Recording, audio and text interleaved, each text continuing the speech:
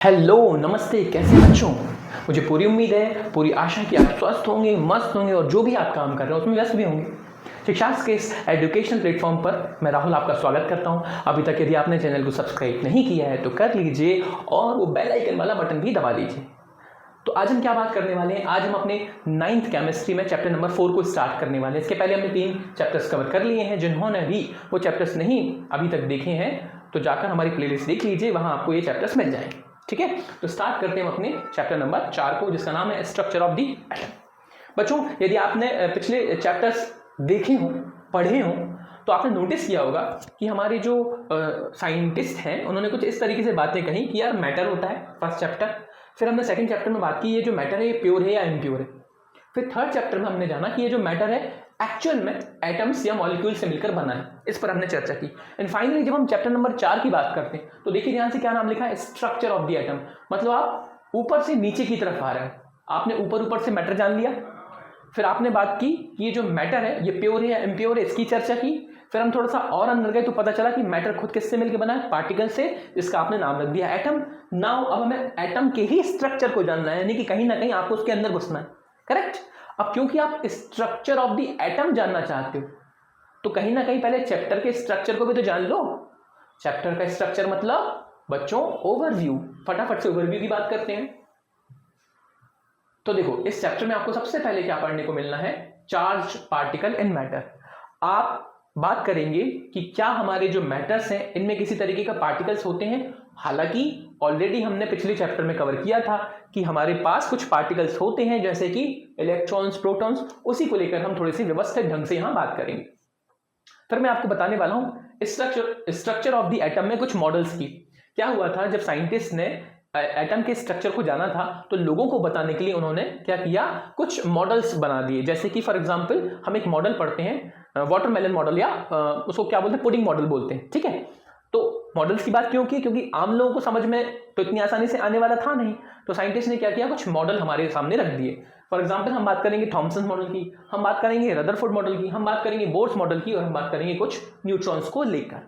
Further chapter के आगे आपको पढ़ने को मिलेगा कि how are electrons distributed in energy shell या ऑर्बिट। आपको यह जानना है कि किस तरीके से इलेक्ट्रॉन्स हमारे ऑर्बिट में घूमते हैं और कितने नंबर ऑफ इलेक्ट्रॉन्स किस ऑर्बिट में आते हैं। अब ये एक रूल के हिसाब से चलता है, मतलब मैंने नहीं बोला, साइंस ने हमें बताया कि ये जो इलेक्ट्रॉन्स का डिस्ट्रीब्यूशन है ये एक रूल के हिसाब से होता है। ठीक है, तो इसके बारे में हम चर्चा करेंगे। फिर हम बात करेंगे वैलेंसी की, फिर हम बात करेंगे atomic number and mass number की। अब क्योंकि आप इलेक्ट्रॉन्स की इतनी चर्चा करोगे तो एटॉमिक नंबर और मास नंबर उसी से रिलेटेड टॉपिक है। ठीक है, एंड लास्ट में हम बात करेंगे आइसोटोप्स की। हालांकि यदि आपने चैप्टर नंबर 3 देखा है तो वहां हमने आइसोटोप और आइसोबार की थोड़ी थोड़ी चर्चा की हुई है। ठीक है, चलिए तो अब फाइनली हम इस चैप्टर को लेकर बढ़ने वाले हैं आगे। So we will start with the introduction. बच्चों, प्रीवियस चैप्टर्स में आप ये बात अच्छे से जान चुके हो कि हमारा जो मैटर है, जो भी हमारे आसपास दिखता है, वो हमारे एटम से मिलकर बना है। ठीक है, फिर हमने ये भी जाना था कि ये जो एटम्स होते हैं या तो ये फ्री स्टेट में रहते हैं या फिर ये कंबाइंड स्टेट में रहते हैं। इतनी बात आपने पढ़ी थी, है ना। जब उनको कंबाइंड स्टेट में आप बोलते हो तो उसको आपने क्या नाम दिया था, मॉलिक्यूल्स। याद है ना आपको, करेक्ट। अब दिक्कत यह है कि साइंटिस्ट ने या जो भी हमारे रिसर्चर्स थे उन्होंने एक क्वेश्चन हमसे पूछा, हमसे मतलब उनके आसपास जो लोग थे, उन्होंने क्या पूछा कि चलिए इतनी बात हमें समझ में आती है कि हमारे आसपास मैटर है और ये जो मैटर्स हैं ये छोटे छोटे पार्टिकल्स से मिलकर बने, जिसे आप एटम्स बोलते हो। ठीक है, एटम्स फ्री हो सकते हैं, अलग मतलब सिंगल स्टेट में, फ्री स्टेट में घूम सकते हैं, ये भी बात समझ में आ गई। कुछ एटम्स होते हैं जो अपने आप में फ्री स्टेट में नहीं होते, वो कंबाइंड स्टेट में घूमते हैं, जिसे आप मॉलिक्यूल्स बोल रहे हो, ये भी समझ में आ गई। लेकिन एक दिक्कत है, दिक्कत ये है जैसे आप बोलते हो ये लकड़ी का टुकड़ा है, जैसे आप बोल रहे हो ये सामने स्ट्रक्चर है, लकड़ी का हो गया, मेटल का हो गया, उनका ये कहना था ये भी एटम से मिलकर बना है। ठीक है, ये भी एटम से मिलकर बना है, एटम का मतलब अपने अपने पार्टिकल से। मैंने कहा ठीक है।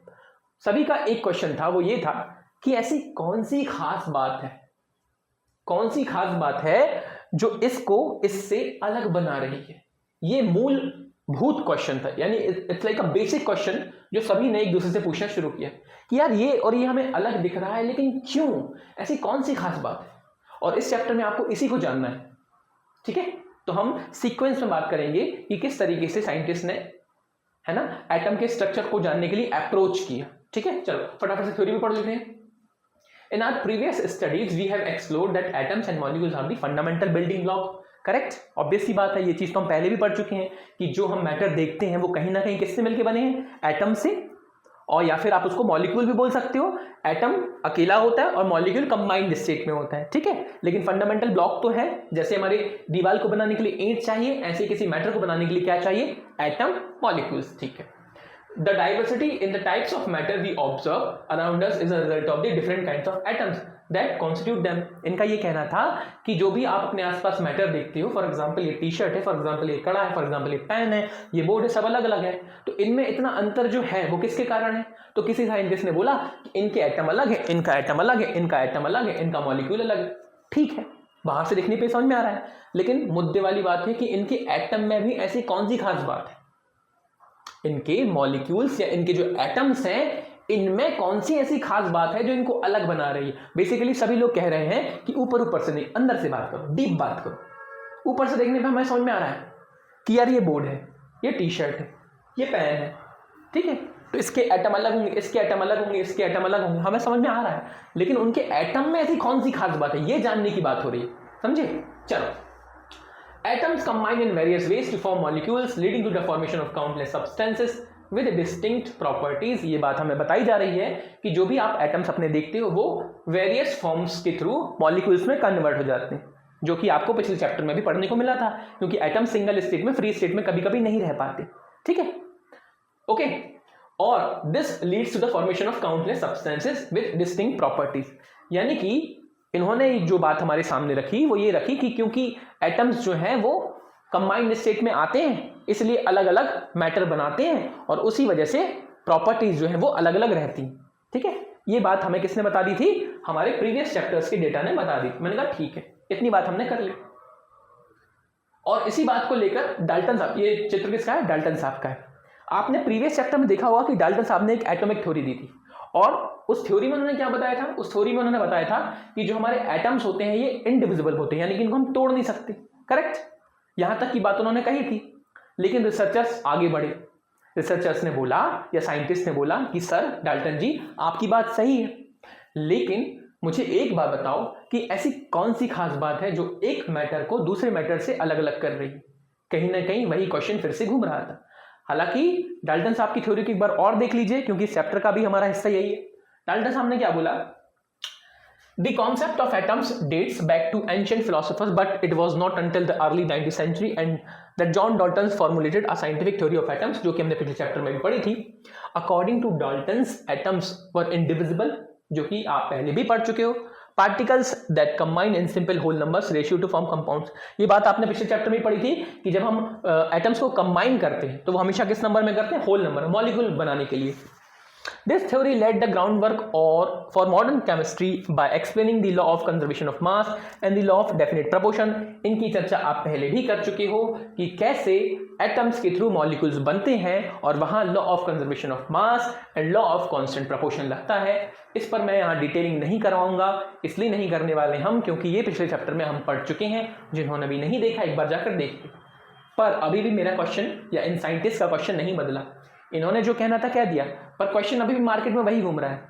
क्यों एक मैटर दूसरे मैटर से अलग है, क्यों एक एटम दूसरे एटम से अलग है, अभी भी मार्केट में वही क्वेश्चन घूम रहा है और उसी क्वेश्चन का आंसर हमें इस चैप्टर में निकालना है। ठीक है, अब आते हैं मूलभूत प्रश्न को लेकर आगे बढ़ने वाले। चार्ज पार्टिकल इन मैटर, ये हमारा टॉपिक रहने वाला। ध्यान से सुनिएगा क्योंकि यहां से आपको चैप्टर में थोड़ी सी एक इंटरेस्टिंग चीज मिलने वाली। पहले तो थ्योरी पढ़ो। As scientist research progress to fundamental question emerge that challenge Dalton's view of the atom.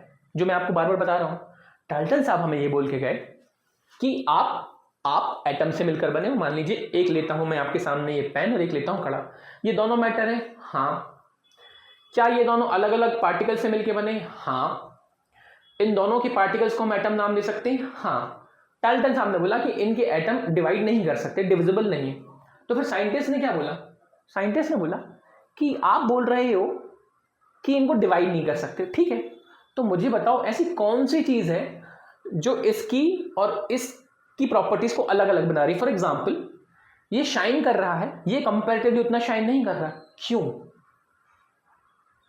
मुद्दा यहां से निकल के आया और यही हमारे सामने क्वेश्चंस रखे गए। किसने रखे थे? साइंटिस्ट ने। पहला क्वेश्चन क्या था? पहला क्वेश्चन ये था, what makes the atom of one element different from the atom of other element. जो मैं आपसे पूछ रहा हूं कि यार ये भी एटम से मिलकर बना है, ये भी एटम से मिलकर बना है, पर ऐसी कौन सी खास बात है उन एटम्स में जो इसको इससे अलग बना रही है। फॉर एग्जाम्पल, आप बात करते हो हाइड्रोजन की, आप बात करते हो हीलियम की। अब साइंटिस्ट ने हाइड्रोजन हीलियम को पढ़ तो लिया, जान तो लिया, लेकिन उदाहरण के तौर पर बात हो रही है अभी, ठीक है, लेकिन मूलभूत क्वेश्चन वही था कि सर हाइड्रोजन गैस की प्रॉपर्टीज अलग होती है, हीलियम गैस की प्रॉपर्टीज अलग होती हैं, इन दोनों में जो डिफरेंस है वो क्यों है, वो क्यों है, ये क्वेश्चन हमारे सामने रखा गया, हमारे मतलब साइंटिस्ट के सामने, ठीक है। थ्योरी में भी यही लिखा है, elements are defined by their unique types of atoms, but what intrinsic property differentiate these atoms, मतलब ऐसी कौन सी खास प्रॉपर्टी, समझे। एक क्वेश्चन तो हमारे सामने ये रखा गया। वहीं दूसरा क्वेश्चन क्या रखा गया? दूसरा क्वेश्चन ये था बच्चों कि क्या एटम्स वाकई ही इनडिविजिबल हैं। हालांकि इसके बारे में हमने पिछले चैप्टर में देख लिया था जब डाल्टन साहब की थ्योरी के ड्रॉबैक्स आए थे, कि डाल्टन साहब ने तो बोल दिया था कि हमारे एटम डिविजिबल नहीं है, पर आगे चल के हमें पता चला कि नहीं नहीं भैया, एटम्स को डिवाइड किया जा सकता है। तो सेम क्वेश्चन, अच्छा आपको लग रहा होगा कि हम तो चैप्टर में आगे बढ़ रहे हैं तो ये क्वेश्चन दोबारा कैसे पूछ चुके। बेटा ये थ्योरीज है, उस समय की जो भी थ्योरीज है ना उस पर बात हो रही है। उस समय पुराने साइंटिस्ट जो भी रहे हैं उन्होंने उस टाइम पर जो जो बातें की वही यहाँ लिखी हुई है। तो अब क्या बात हुई कि क्या ये जो एटम एटम कर रहे हैं क्या ये डिवाइड हो सकते हैं, क्या वाकई इनको तोड़ा जा सकता है, ठीक है। तो इसी वजह से डाल्टन साहब की थ्योरी किस में आ गई? डाउट में आ गई। ये लिखा हुआ देखो, डाल्टन साहब की थ्योरी कहाँ आ गई भैया? डाउट में आ गई, क्योंकि उनकी बात को गलत होना है। सो early 20th century experiments indicated that atoms might not be the smallest unit of matter। ये बात हमने पहले भी पढ़ी है कि जो डाल्टन साहब हमसे कह कर गए थे उनकी बात धीरे धीरे गलत होने लगी। इसका मतलब जो सबसे छोटा पार्टिकल आप कह रहे हैं वो मैटर का, एटम अकेला नहीं रहने वाला, एटम भी टूटने वाला है प्रभु जी, ठीक है। चलो खैर आगे बात करते हैं। Instead they suggested that atoms could be composed of even tinier particles. याद है आपको, हमने बात की थी कि जो एटम्स को आप इतनी देर से बोल रहे हो नॉन डिविजिबल, इनको तोड़ नहीं सकते, पता चला ये भाई साहब इनको तोड़ा जा सकता है और इसके अंदर आपको क्या मिल सकते हैं? Electron, proton, neutron. ये मैं क्यों बता पा रहा हूं? क्योंकि इसकी चर्चा हमने पिछले चैप्टर्स में की हुई है बच्चों, इसलिए बता पा रहा हूं, ठीक है। तो इन्हीं क्वेश्चंस को लेकर हम आगे बढ़ना शुरू हुए। अब इतनी बातें हो चुकी, जब इतनी बातें हुई तो सभी ने बोला कि आप कह रहे हो कि एटम्स को हम जो अभी तक मान रहे हैं कि डिवाइड नहीं कर सकते, लेकिन ये डिवाइड हो सकता है। अच्छा, ये सिर्फ उन्होंने कहा नहीं, साइंटिस्ट ने इस बात को प्रूव करने के लिए, इस चीज़ को समझने के लिए बहुत सारे नंबर ऑफ एक्सपेरिमेंट किए। जैसे कि आपको एक छोटा सा एक्सपेरिमेंट यहाँ दिखाता हूँ, ये आपके सामने डायग्राम भी दिख रहा है, ठीक है, थोड़ा सा समझिएगा। आप खुद भी ये कर सकते हो। आप एक नॉर्मली कॉम लीजिएगा और कॉम को ना नॉर्मली आप रब कीजिएगा, ये आपने बचपन में शायद किया भी होगा। अब रब करने के बाद ध्यान सुनना मैं क्या बता रहा हूँ। अच्छा, पहले आप इसको रब मत करना, नॉर्मली लेना एक कॉम और कागज के कुछ टुकड़ों के ऊपर उसको रखना, ठीक है, कुछ नहीं होगा, कागज के पीसेस को कुछ नहीं होगा। लेकिन जब आप अपने सिर पर इसको रब करेंगे, इस कंघी को, और फिर कागज के पास लेकर जाएंगे तो कागज के पार्टिकल्स ना खींचे चले आते हैं इस कॉम के ऊपर। ऐसा क्यों हुआ? मतलब कुछ ना कुछ चेंज तो हुआ ना उस कॉम के पार्टिकल्स में, जिसकी वजह से ये कागज के पार्टिकल्स इस कंघी की तरफ, कॉम की तरफ खींचे आ रहे हैं। Similarly glass rod and silk वाला एक एग्जांपल होता है। आप नॉर्मली एक ग्लास रॉड लेना और क्या करना, उसको ना एक नॉर्मली ग्लास रॉड को आप सिल्क के किसी कपड़े से रब करना, ठीक है, रब करना, और फिर क्या करना, उसको अपने बाल के पास लेकर आना। बालों में क्या हो जाए, बाल क्या हो जाएंगे, आपके खड़े हो जाएंगे। अच्छा, इसको छोड़ो, आपने एक बेसिक एक्सपेरिमेंट तो बचपन में किया ही होगा, ठीक है। क्या किया होगा मैं बताता हूं आपको। नॉर्मली आपने कुर्सी पे बच्चों के साथ एक गेम खेला होगा। कुर्सी पर हम बैठ जाते थे और आपको बोला जाता था कि अपना पैर कुर्सी के ऊपर कर लीजिए, और पीछे से कोई दोस्त क्या करता था, कुर्सी पर टॉवल मारता था या कोई भी कपड़ा मारता था, करेक्ट। और फिर हम लोग क्या करते थे कि जो व्यक्ति कुर्सी पर बैठा उसके हाथ से अपना हाथ टच कराते थे और हमें करंट लग जाता था, करेक्ट। ऐसा होता था। ये किया आपने? नहीं किया तो करके जरूर देखिएगा। लेकिन ये सारे एक्सपेरिमेंट क्यों कराए गए, या ये जो सारे एक्सपेरिमेंट आपके सामने दिए गए, ये क्यों दिए गए बच्चों? ये एक्सपेरिमेंट इस वजह से दिए गए हैं क्योंकि अभी भी क्वेश्चन वही था कि भाई साहब कौन सी ऐसी चीज है जो एक मैटर को, एक एटम को दूसरे एटम से डिफरेंशिएट कर रही है। तो जब ये एक्सपेरिमेंट किए गए तो पता चला कि इन भाई साहब को या इन कंघी जी को हमने जब रब किया तो इनके अंदर कुछ ऐसा हुआ जिसके कारण ये कागज के पार्टिकल्स ऊपर आकर इनसे चिपक गए। करेक्ट? इसका मतलब कुछ तो ऐसा है जिसने इन कागज के पार्टिकल्स को खींचा है, और इसी को उन्होंने बोल दिया चार्ज पार्टिकल्स या चार्ज। सिंपली क्या बोला मैंने? चार्ज या चार्ज पार्टिकल। ध्यान सुनिए मैंने क्या बोला। जब मैं वो कुर्सी वाला एक्सपेरिमेंट आपके सामने बोलता हूं, आप करके दिखिएगा। जब कुर्सी के पीछे आपको कोई बराबर लगातार मारता रहेगा और बाद में जब आप किसी दूसरे व्यक्ति के हाथ को उस तरीके से टच करेंगे तो एक झटका लगेगा। झटके का मतलब आपने अपनी बॉडी से एक करंट जैसा कुछ दूसरे की बॉडी में ट्रांसफर कर दिया, लेकिन ये आया कहां से, उस पर नहीं जाना। मुद्दा ये है कि वो जो चीज तुमने एक बॉडी से दूसरी बॉडी में ट्रांसफर की है, जिसके चक्कर में तुम्हें झटका लगा, उसे क्या नाम दे दिया? Charge particle. सिमिलरली जब इस कंघी को इस कागज के पीसेस के ऊपर रखा गया तो कागज के पीसेस को क्यों खींचा गया? क्योंकि कंघी पर आ गया क्या? Charge particle. ठीक है, अब बात होती है इससे थोड़ी सी आगे, पर उसके पहले थोड़ी जान लो। Scientists perform numerous experiments, particularly involving static electricity, conduction of electricity in different substances, जो कि आपके सामने किए गए। ये एक्सपेरिमेंट इसी वजह से किए गए ताकि हमें ये पता चल सके कि ये जो मैटर्स होता है, कोई भी मैटर, जैसे कि कंघी ले लिया, वो रॉड ले लिया, नॉर्मली इनमें कोई प्रॉब्लम नहीं थी, लेकिन जैसे ही मैंने इस पर थोड़ा सा काम किया, घिसा या रब किया, तो क्या होने लगा? इनमें चेंजेस आने लगे, और चेंजेस आने लगे इनमें क्योंकि इनके अंदर आने लगे चार्ज पार्टिकल। ठीक है, चलो तो साइंटिस्ट की बात को बड़ा ध्यान से समझते हैं। अब साइंटिस्ट ने क्या कंक्लूजन निकाला? These activity suggested that rubbing two objects together result in them becoming electrically charged. ध्यान समझिएगा, but where does this charge come from? मुद्दा वही है कि आप ये तो कह रहे हो कि मैंने कंघी घिसी तो कंघी ने कागज को खींच लिया, इसका मतलब कंघी के ऊपर कुछ ना कुछ चार्ज आया, लेकिन ये चार्ज कहां से आया? कौन सी ऐसी चीज थी? एटम की। एटम्स की बात क्यों कर रहा हूं? क्योंकि कंघी खुद किससे मिलकर बनी? एटम्स की। ऐसी कौन सी चीज थी जिसने एटम में चेंज किया और एटम में चेंज होते ही कंघी पर आ गया charge? Many scientists contributed in revealing the presence of charge particle in an atom.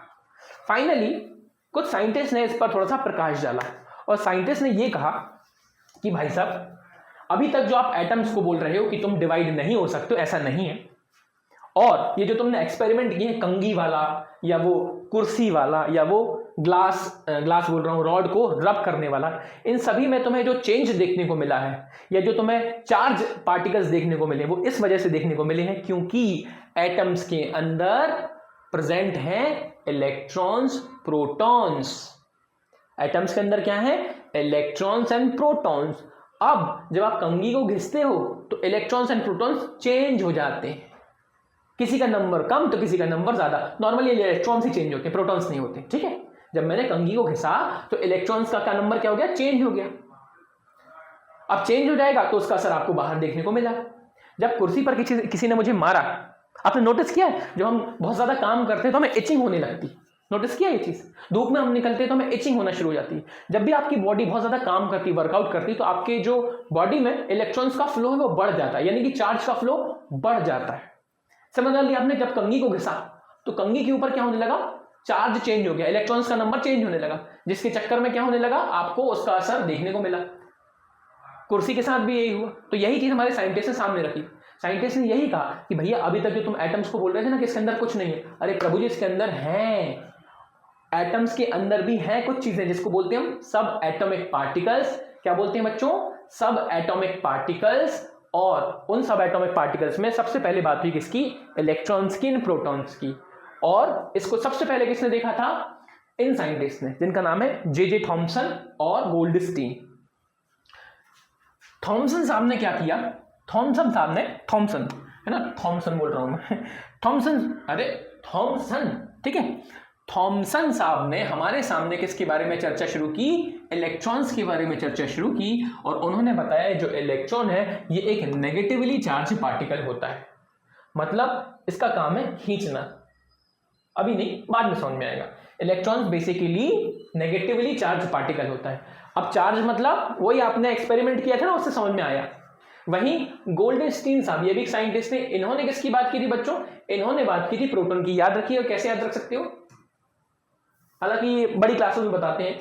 ईंट, एक वर्ड आता है ईंट, हम लोग ऐसे याद रख सकते थे, ईंट का मतलब इलेक्ट्रॉन और टा का मतलब थॉमसन, हम लोग ऐसे याद रख सकते थे। ईंट, ई का मतलब इलेक्ट्रॉन और टा का मतलब थॉमसन, ऐसे याद रखते हैं, क्योंकि कई बार ना बहुत सारे साइंटिस्ट होने के चक्कर में कंफ्यूजन आता था कि किसने क्या खोजा, तो हम लोग याद रखने के लिए ईंट वर्ड याद रखते, ईंट मतलब इलेक्ट्रॉन, थॉमसन सा। ठीक है, चलो अब हमें इस चैप्टर में दो मॉडल्स के बारे में जानना है, एक जिसमें आप इलेक्ट्रॉन्स की खोजबीन के बारे में चर्चा करोगे और एक आपके सामने रखा जाएगा प्रोटॉन्स की खोजबीन के बारे में बात की जाएगी।